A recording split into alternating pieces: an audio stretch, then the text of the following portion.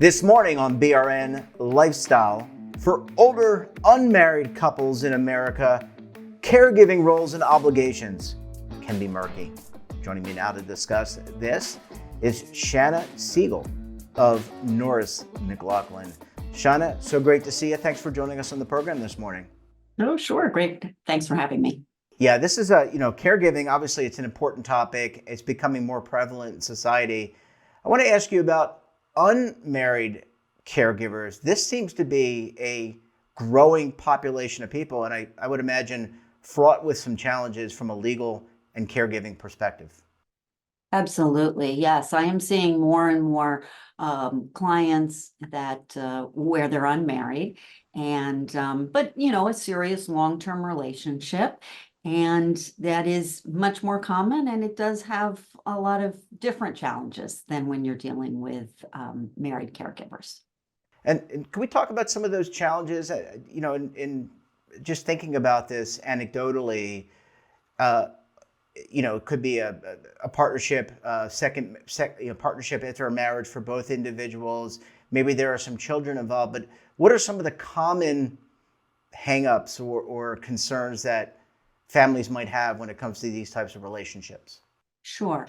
Well, the first thing is who has authority to make decisions. So, if the couple has not taken the time to do or redo their healthcare documents, their estate planning documents, then there can be some issues that emerge in terms of who has the authority to make decisions, whether that's healthcare decisions, who's dealing with the doctors, or if we're talking about financial issues, who has power of attorney.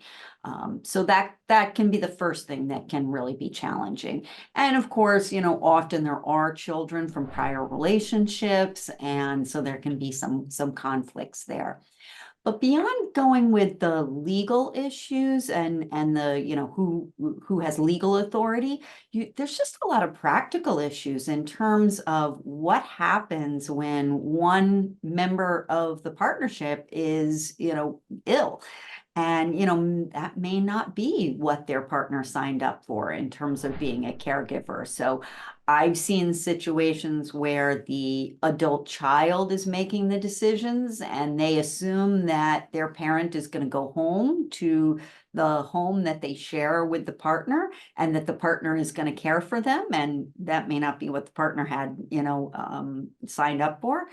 And I've also seen the reverse where the adult child says, oh, okay, now they're going to go into a facility. And now all of a sudden that home that they're residing in maybe has to be sold. And what does that mean for, the healthy partner? So there's a lot of issues that can emerge in those kind of scenarios. Yeah, it certainly sounds like it, and maybe people didn't really think about this when they were. Look, I mean, you get together because you like somebody, you want to be, yeah, you just get along, you like camping, hiking, it makes sense. How do you put some guardrails around this, Shanna? Because it's kind of a new world where maybe people come together, they don't get married, they probably don't think about this. I mean, how do you put guardrails around this to ensure that when you get to this point, you're not caught off guard in like an emergency situation? Yeah, yeah.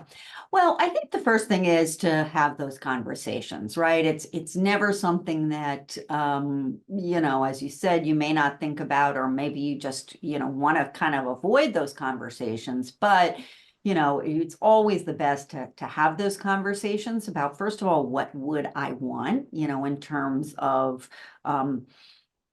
end of life decisions, in terms of caregiving, in terms of how important is it for me to be at home? Who do I think will be providing care? I think all of those conversations are things that need to happen. Ideally, sitting down with the extended family so that those adult children are on the same page as as the partner. And and then, if necessary, having documents that support that. So if the partner is going to be involved in any of those healthcare decisions or any financial decisions, that the documents reflect that. I've had clients come to me where they have had kind of a prenup, but not where, not really focusing so much on the financial issues, but dealing with these type of issues. Um, and addressing, particularly if you're going to be residing in a home together and Mhm. and only one person is owning it, or even if it's a joint ownership, okay, what's going to happen? How are we going to address these type of issues?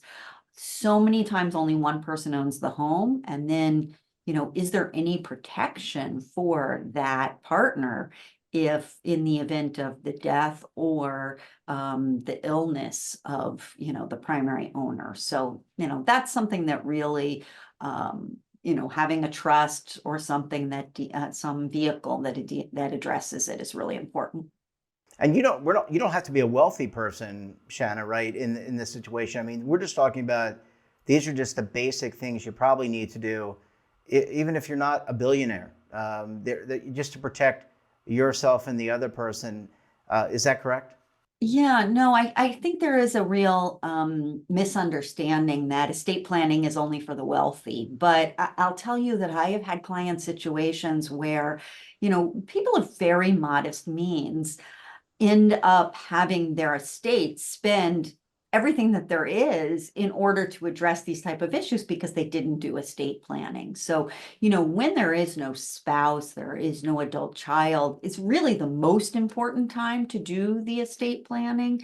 Um, and of course, any situation like we're talking about here, where you've got an unmarried partner, because, there's just so many things that are going to come up and you're going to have to resolve them legally one way or another. And so, it's always going to be the least expensive to address it up front rather than, potentially there being some kind of litigation or, just kind of mess afterwards. And Shanna, I mean, you can always amend these documents in the future. So I know my wishes have changed over the years in terms how I want certain things handled because my perspective have changed. You can draft these documents, for example, in your 40s and 50s, and then when you get to your 60s and 70s, meet with somebody like yourself and revisit them again. That's probably common too. Yeah, and I think that's really important because, as you said, what your thoughts are as a 40-year-old are very different from where they Yeah. may be when you get older, both in terms of your relationships with, adult children, relationships with any partners, but also just your general perspective on, what is a good quality of life, how you would want your, issues to be addressed. I also find that a lot of individuals who are solo are single individuals, there's kind of some issues that surround that should be addressed in your estate planning. So, for instance, ways to minimize the chance of financial exploitation, the ways to ensure a lot of younger single people might not have a power of attorney, but as they age, that is something that's really important for everybody to have. So, yes, absolutely, Jeff. And look, I think this is the calm before the storm. We have an aging America, just like every other society around the world. We're all going to be caregivers at some point in our lives. It's best to get ahead of this. I think you're going to be a pretty busy person, Shanna. Yeah, no, I think you're right. I think that it is, we're seeing more and more non-traditional relationships, people not married, and people living longer and longer. So the longer that you're living, the more likely it is that you're going to have a number of different relationships in your life. So it's really important to address it and help, avoid any of the messy problems that can happen if you don't. Yeah, it just can get so ugly. And Shanna, just to kind of close out, so many of us are living further away. We're spread out uh, across the United States and even around the globe. Sometimes we can't be close to our loved ones. I live in Charlotte. My family lives in Baltimore. It's 7 hours. It's a 45-minute flight, but that's not quick. I can't just run over to my mom's house and say, "How can I help?" So this is probably pretty needed. Yeah, no, absolutely. I think that, the days when your children were living, on the same block as you, that's very unusual these days. And there are a lot of contingencies that you can put in place to address emergencies until that family member can come to you. assuming that you do have somebody who can do that. So, whether we're talking about a care manager, whether we're talking about, other kind of emergency plans, there's a lot that can be done to give you that peace of mind. So it's important to work with professionals who are familiar with these situations and, can give you some advice about how to address your particular situation, because everybody's is a little bit different. Yep, it's we're all individuals, and hence, as you said, circumstances are individual as well. Shannon, we're going to have to leave it there. Thanks so much for joining us, and we look forward to having you back again very soon. Great. Thanks so much, Dave.